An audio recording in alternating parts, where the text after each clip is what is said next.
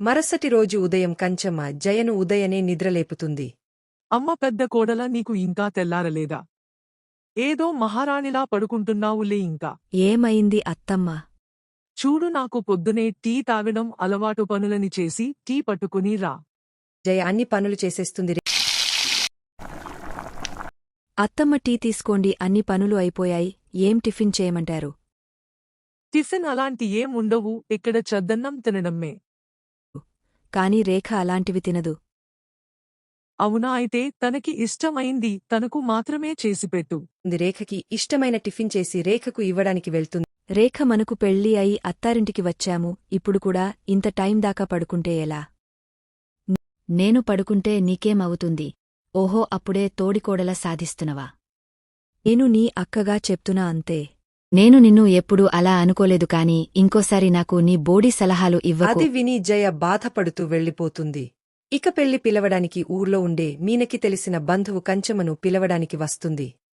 కంచమ్మ, అక్క బాగున్నావా? అవును అక్క, మా తమ్ముడు పెళ్లి ఖాయమైంది. ఈ బుధవారం నువ్వు మీనాతో పాటు రావాలి. ఓహవున, మంచి విషయం. అవును, నీ కొడుకులకి పెళ్లి అయింది అంటగా, నీ కోడలని ఆయన చూపిస్తావా లేదా? నా కోడలకేం, ఇదిగో వీళ్ళు ఇద్దరే. అందంగానే ఉన్నారు. సరేలే అక్క, మరిచిపోకుండారా. మీన రేపు కట్నం ఇస్తా, వెళ్ళేటప్పుడు కలవు. వల్ల పెళ్లికి వెళ్లేంత స్థాయి నాది కాదు కాని. ఎందుకు అత్తమ్మ, మీరు వెళ్తే ఏమవుతుంది? అంటే అమ్మవాళ్లేమో డబ్బు ఉన్నోలు మీలాగా నాకేమున్నాయి. ఓ నాగ నట్రా, నాకు ఇప్పుడు ఎవరు ఇస్తారమ్మ నగలు? మరి ఇలా బోసి మెడతో పోతే మన పరువే పోదు. పాపమ్మ అక్క ఎప్పుడూ ఇలానే బాధపడుతూ ఊళ్ళో ఏ ఫంక్షన్కి వెళ్ళదు. అదేంటి అత్తమ్మ అలా అంటారు?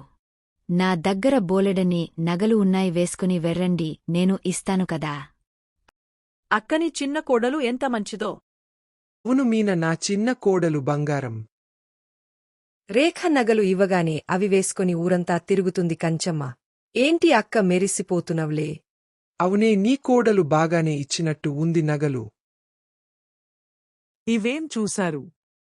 ఇంకా చాలా నగలు ఉన్నాయి. అన్నీ మురిసిపోతూ చెప్పుతుంది కంచమ్మ. ఇంకా రాత్రి అందరూ భోజనం చేసి పడుకుంటారు. కాని జయ భర్త సురేష్ ఇంకా ఇంటికి రాకపోయేసరికి సురేష్ కోసం గుమ్మం వైపు చూస్తూ ఉంటుంది రాధ. సురేష్ అర్ధరాత్రి అయ్యాక బాగా తాగి ఉగ్గుతూ వస్తాడు. అది చూసి జయ కంగారు పడుతుంది. ఏంటి అండి, ఇంత లేట్గా వచ్చారు? నేను ఎప్పుడు వస్తే నీకెందుకు? అదేంటి అలా అంటారు? నేను మీ భార్యని. అన్ని నువ్వు అనుకుంటే సరిపోద్దా? ఇంతలో కంచమ్మ లేస్తుంది. ఏంటే ఇంత రాత్రి ఈ గోల? అత్తమ్మ, ఈయన బాగా మందు తాగి వచ్చారు. అయితే ఏంటి? వెళ్ళి మీ గదిలో పెట్టుకోండి, గొడవ నాకు నిద్రొస్తుంది, వెళ్ళు. జయ ఏం మాట్లాడాలో తెలియక వెళ్ళిపోతుంది.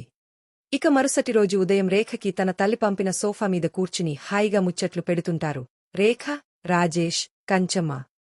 ఇంతలో సురేష్ వచ్చి అక్కడే ఉన్న కూర్చిలో కూర్చుంటాడు. అది చూసి రేఖ, ఏంటి అందులో కూర్చున్నారు? కూర్చుంటే ఏమైంది రేఖా? అది మా మమ్మీ మా కోసం పంపిందే. మీలాంటి వాళ్ళు కూర్చోడానికి కాదు.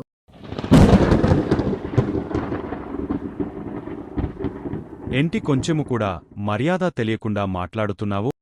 రాత్రులు తగవచ్చి గొడవ చేసే మీకు ఇవ్వాల మర్యాద? నువ్వు ఏంటి అమ్మ మాట్లాడవు? ఏం మాట్లాడాలిరా? నువ్వు చేసేదే కదా తను అంటుందో. అంటే నువ్వు తనకే సపోర్ట్ చేస్తున్నావు అన్నమాట. నాకు టైం వస్తుంది అనుకుంటూ వెళ్ళిపోతాడు సురేష్. ఇదంతా చూసి ఏంటో అత్తమ్మ వాలకం ఏం అర్థం కావడం లేదు. నిన్న ఈయన మందు తాగివచ్చినా ఏమనలేదు, ఇప్పుడు రేఖకి సపోర్ట్ చేస్తుంది ఏంటో అనుకుంటుంది జయ. రేఖ మాటలకు బాధపడుతూ ఉంటాడు సురేష్. ఎందుకండి బాధపడుతున్నారు? ఇప్పుడు బాధపడినా ఏం లాభం? అస్సలు ఇదంతా నీవలే. నేను బాగా డబ్బు ఉన్న అమ్మాయిని చేసుకుంటే నాకు అందరూ మర్యాద ఇచ్చేవారు. అవునా? అంటే నేను కూడా అలా సామాన్లు తీసుకుని వస్తే మీరు గొప్పవారు అయిపోతారా? చూడండి, రేఖ తన తల్లి పంపిన సామాన్లు తీసుకొచ్చింది అంటే అవి కేవలం తనకు మాత్రమే అని, అంతేకాని మీ తమ్ముడు సంపాదించినవి కాదు. మీ తమ్ముడు సంపాదించి కొనుపుడే వాటికి మీ తమ్ముడికి మర్యాద ఉంటుంది. అంతేకాని రేఖ తీసుకుని వస్తే నీ భార్య తెచ్చినవి అంటారు, కాని నువ్వు సంపాదించినవి అన్నారు. నాకు మీరు అలా అనిపించుకోవాలి అనుకోట్లేదు, ఇంకా మీ ఇష్టం. అంటుంది జయ. ఆ మాటలు విన్న సురేష్ జయ చెప్పింది నిజమే కదా అంటూ ఆలోచిస్తాడు. జయ చెప్పింది నిజమే, నేను ఇలా ఉంటే నాకు ఎవరు మర్యాద ఇవ్వరు, నేను ఏంటో చూపిస్తా. వెంటనే ఊర్లో ఉన్న ఒక్క టీ కొట్లో పనిచేస్తాడు. వచ్చిన డబ్బుతో పెద్ద కుర్చీ కొన్ని ఇంటికి తీసుకెళ్తాడు. ఏంటి అలా చూస్తున్నారు? ఇది నేను నా సంపాదనతో తెచ్చుకుంది, నీ చిన్న కొడుకులాగా భార్య తెచ్చి ఇచ్చింది కాదు. ఆ మాటలు విన్ని అలానే చూస్తుంటారు అందరూ. ఇంకా రేఖ మాత్రం కోపంగా గదిలోకి వెళ్ళిపోతుంది.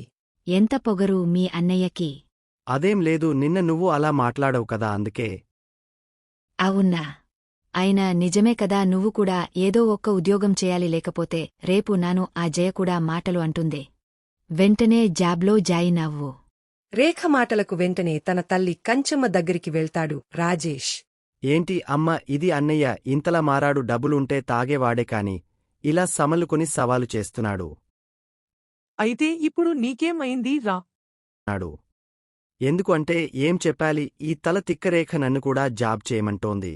అవునా? ఇదే మంచి సమయం, నీ భార్యకి పొగరు ఎక్కువ కాబట్టి ఈ చిన్న చితిక ఉద్యోగం మనకెందుకా, బిజినెస్ చేద్దాము, అన్నీ ఓ 5 లక్షలు తెమ్మను. అదే తెస్తుంది, ఇలా మనం కొంచెం డబ్బు లాగొచ్చు అంటుంది కంచమ్మ. ఆ మాటలు అన్నీ వింటుంది జయ. వీళ్ల వాలకం ఏదో తేడాగా ఉంది అనుకుంటూనే ఉన్నాను. అంటే రేఖని డబ్బుల కోసమే ఈ ప్రేమ పెళ్ళి. ఎలాగైనా వీళ్ళ గురించి రేఖకి తెలిసేలా చేయాలి. రేఖకి బిజినెస్ విషయ చెప్పి డబ్బులు తేమంటాడు రాజేష్. రేఖ తన పుట్టింటికి బయలుదేరుతుంది. ఇదంతా గమనించిన జయ కూడా రేఖ వెనకే వెళ్తుంది. రేఖకి రాధమ్మ డబ్బులు ఇస్తుందా? జయరేఖకి రాజేష్ గురించి చెప్తే నమ్ముతుందా? నెక్స్ట్ పార్ట్లో చూద్దాం.